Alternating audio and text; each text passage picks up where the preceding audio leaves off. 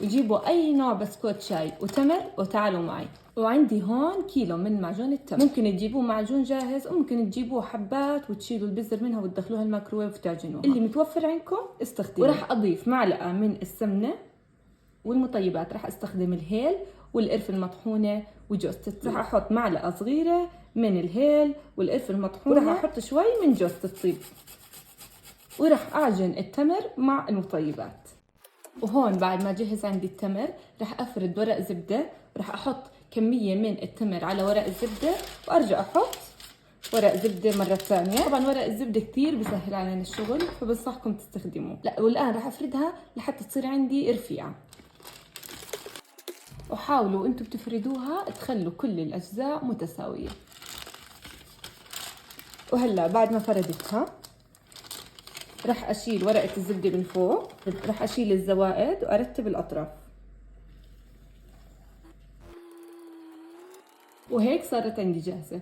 بنجيب بسكوت الشاي نرتبه بهاي الطريقه، نضغط شوي عليه، وهيك عندي اول طبقه. اول شيء بنحرر الاطراف ومنبلش نلف فيها. طبعا ورق الزبدة كثير راح يساعدنا، بس نطويها بهذا الشكل، نضغط عليها منيح وبنرجع نعيد نفس الموضوع وعدد الطبقات قد ما بدكم، وبنرجع نطويها مرة ثانية وبنضغط.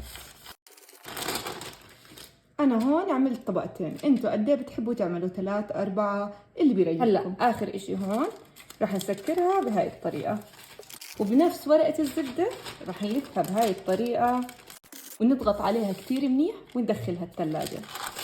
وهون بعد ما طلعتها من الثلاجة خليتها مدة نص ساعة وطلعتها. هلا راح افتح، وهلا بأي سكينة جامدة عندكم بتقسموها.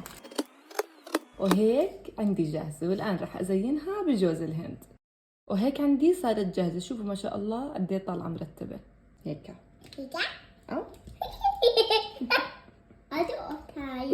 حطيها يلا.